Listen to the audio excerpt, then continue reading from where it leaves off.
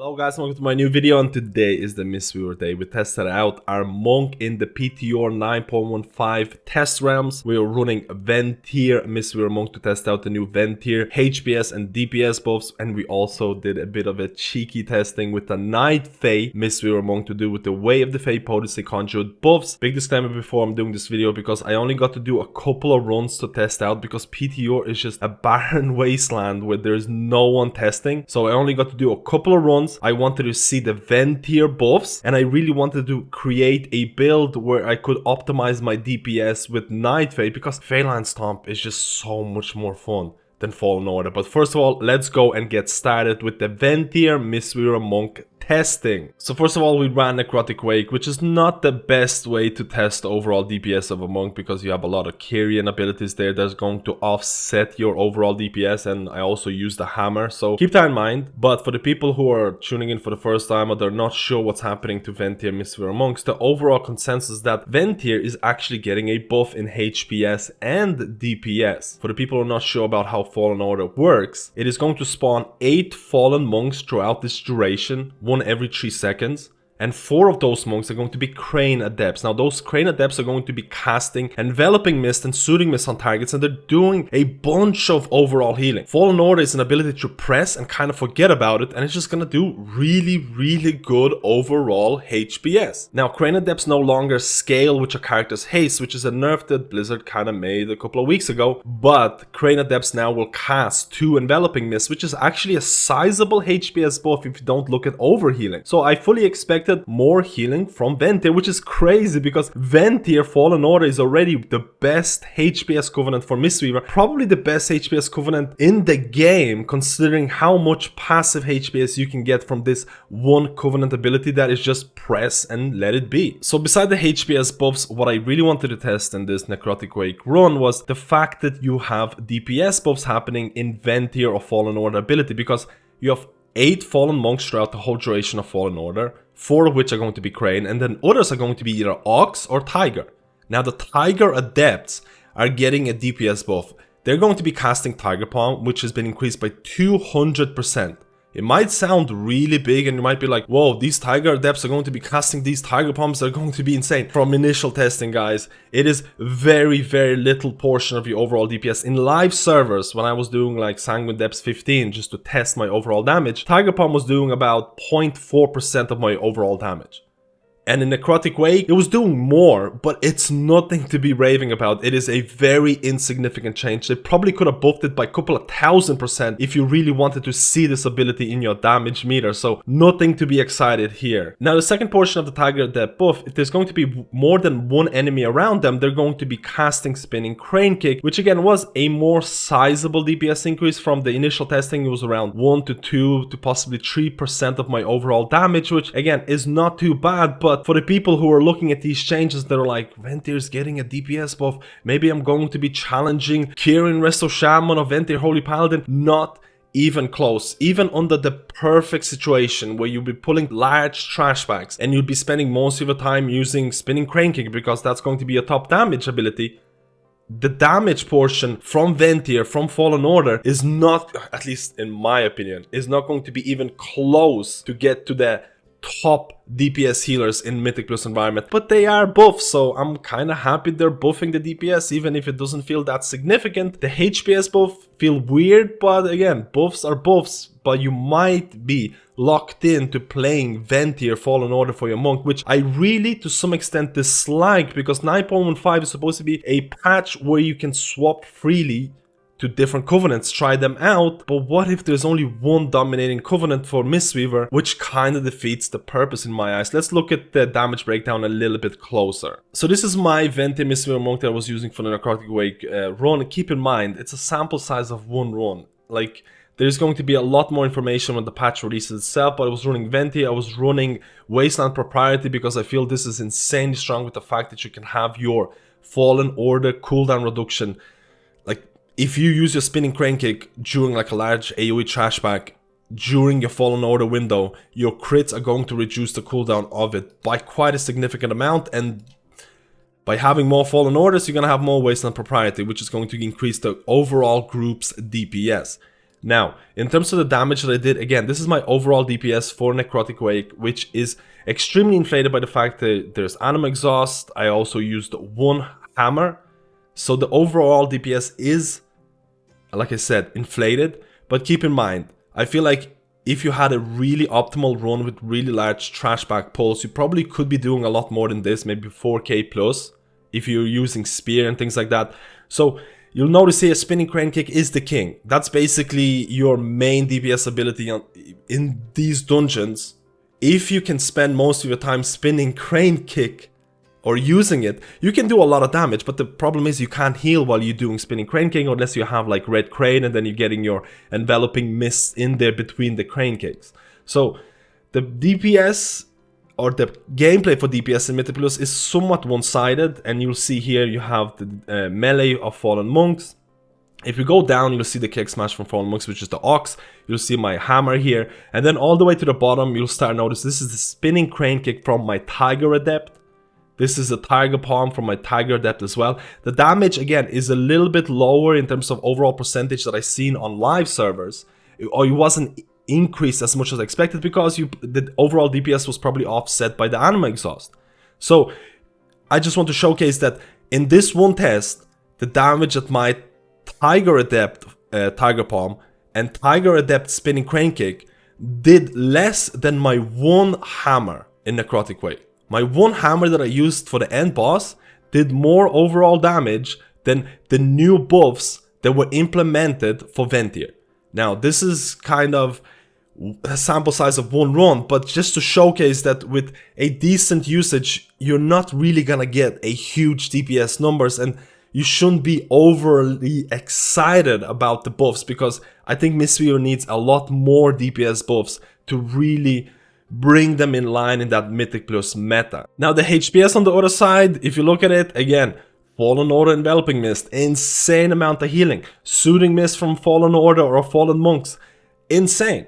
Just the HPS value of Venthyr is unmatched, and I feel like if you're going to go with the direction of other covenants, you need to remember, you're losing a bunch of HPS to try out other covenants, because Venthyr, in terms of HPS values, is just out of this world. Now let's go to the Night Fae Mistweaver Monk, and the reason I want to try out Night Fae because Wave the Fae Potency Conjure is getting buffed by 100%, and honestly, I want to try out something different. I'm kind of sick of playing Venthyr, and I wanted to try out or find a build that's going to give me the most DPS. Now keep in mind, this is the first time I'm playing Night Fae Mistweaver Monk. It's the first time I'm looking at soul binds, so there's a lot of things that are open to interpretation in terms of optimizing a DPS build for Night Fae Monk. But there's one thing that I have to say, Feline Stomp is one of the most fun abilities that I used. It is visually impressive and it is really fun to use, because if you use it in like large trash pack, it has this sense of satisfaction that is insanely nice. Now, the build that I was running for this was relatively weird because I was looking at optimizing my DPS. I knew that I'm going to lose a lot of HPS because I'm not running Fallen Order, I'm running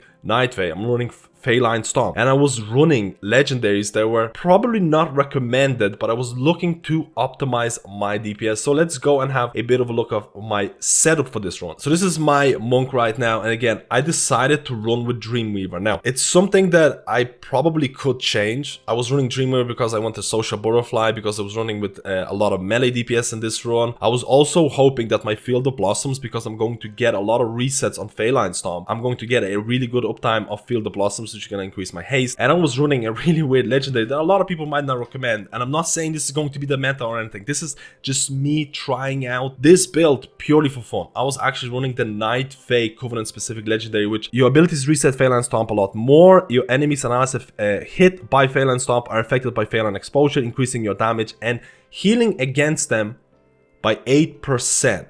So I was looking at just optimizing my DPS. The amount of resets that I received by using this legendary made me realize that Feline Stomp is far too expensive in terms of mana. It's 2k mana. And when you compare 2k mana from Feline Stomp to something like your Essence Font, which is 3.6, it is a relatively expensive ability when you're getting so many different resets. So this is the build that I was running. I honestly really wanted to experiment and try out Corian with, and this is an interesting one, with First Strike, and we're gonna show it. Damaging an enemy before they damage you increases the chance of critical strike, your critical strike, by 25%. And combined with Wild Hunt Tactics, where your damage to a target above 75% HP is increased by 10%. Which again, I didn't run this build, but I thought it would be interesting to try out, because you can go to a new enemy, you can hit them with a Tiger Palm, you get this huge increase to your crit. I'm at 50% crit. I go to a new enemy, I get this huge increase, and I use my Phalanx Stomp. And because they're above 75%, I also get 10% damage.